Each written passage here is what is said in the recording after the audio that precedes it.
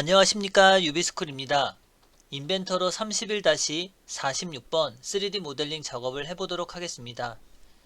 지금 앞에 보이시는 예제는 로프트라고 하는 기능을 이용해서 작업하는 예제인데, 먼저 스케치로 XY 평면을 선택하시고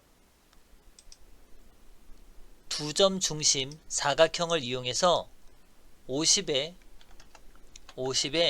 사각형을 먼저 그려보도록 하겠습니다. 스케치 마무리. Z축 방향을 위로 올려주시고 뷰를 뷰의 맞춤 기능을 선택하도록 하겠습니다. 작업 평면을 XY 평면을 선택해서 평면을 바닥에서부터 50만큼 띄우도록 하겠습니다. 스케치로 작업한 평면을 선택하고 스케치 마무리 기능을 누른다면 해당하는 평면은 가시성을 꺼서 숨기도록 하겠습니다. 그럼 우리가 알고 있는 이 로프트라고 하는 기능은 해당하는 밑에 있는 형상을 추가 버튼을 눌러서 점의 기능을 선택해서 이와 같이 서로 다른 형상을 연결하는 기능이라고 보시면 됩니다. 그러면 46번 예제를 보시면 이와 같은 방법으로 하기 위해서는 밑에 있는 사각형의 판이 65에 35의 형상을 갖고 있고 해당하는 원의 반지름이 15라고 하는 치수를 가지고 있을 겁니다. 위에는 반지름 10의 형상을 갖고 있게 되면 지금과 같은 작업으로 연결을 했을 때 여기에 보이시는 R60이나 이 옆에 보이시는 R60이라고 하는 값을 만들어내지 못할 것 같습니다. 그래서 이 로프트라고 하는 기능을 이용해서 이 작업하는 방법에 대해서 알아보도록 하겠습니다. 로프트라고 하는 기능을 이용해서 작업을 해보도록 하겠습니다. 우선 스케치로 XY 평면을 먼저 선택을 하시고 두 점 직사각형 기능을 이용해서 이와 같이 사각형을 먼저 그려주시고 필렛이라고 하는 목깎기 기능을 이용해서 길이가 30이 되니 반지름은 15라고 입력을 하고 선과 선을 클릭해서 호의 형상을 먼저 만들어주게 됩니다. 구속 조건 중 원점과 선의 중간점을 일치시켜 주시고 이 선은 삭제를 하도록 하겠습니다.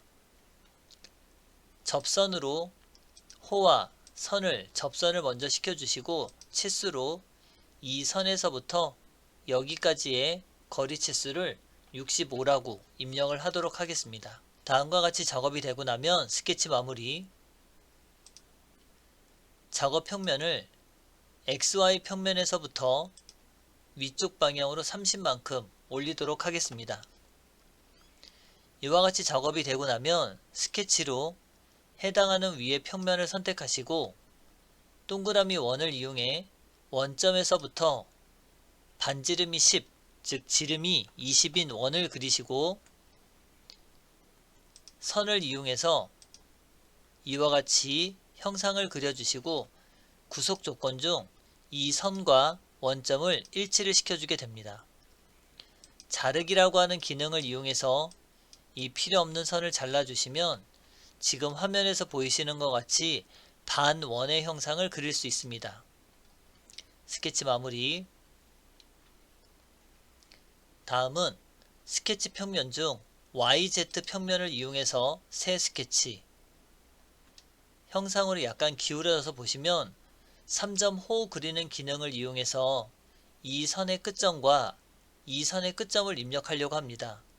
하지만 정확한 위치의 포인트를 잡을 수 없기 때문에 형상 투영이라고 하는 방법으로 이 선의 끝점, 이 선의 끝점, 이 선의 끝점과 이 선의 끝점을 형상 투영이라고 하는 방법으로 점을 만들어 주게 됩니다. 3점 호 그리기 기능을 이용해서 원하는 포인트를 선택한 후 해당하는 R값을 60이라고 입력을 하게 됩니다. 다시 이 점과 이 점을 선택해 주시고 반지름은 60이라고 하는 값을 입력해서 이와 같이 스케치 마무리 기능을 하게 됩니다. 그럼 여기까지 작업이 되고 나면 이제 이쪽에 들어가는 R60이라고 하는 홀을 그릴 텐데 스케치 기능 중 XZ 평면을 선택을 하도록 하겠습니다. 형상 투영 기능 중 해당하는 호의 선을 선택해 주시고 해당하는 호의 선을 선택해 주게 되면 다음과 같이 이 호에 선이 생기게 되는데 이때 이 선을 구성으로 변경을 하도록 하겠습니다. 이 선도 마찬가지 구성으로 변경을 하도록 하겠습니다. 3점 호 그리기 기능을 이용해서 이 선의 끝점과 이 선의 끝점을 연결해 주시고 R 값은 60으로 입력해서 다음과 같은 호를 완성을 하게 됩니다. 스케치 마무리 기능을 눌러서 보시면 지금 화면에 보이시는 것 같이 이 형상이 만들어지게 되고 이때 우리가 하려고 하는 이 로프트라고 하는 기능을 선택해 보시면 처음에 추가라고 하는 버튼을 눌러서 바닥면의 형상을 선택해 주시고 추가를 눌러서 두 번째 위에 있는 원의 형상을 선택하게 됩니다. 그러면 처음에 만들고자 하는 형상의 모양이 나타나는 것이 아니라 밑에 있는 형상과 위에 있는 형상을 연결하는 기능으로 모델링이 되게 됩니다.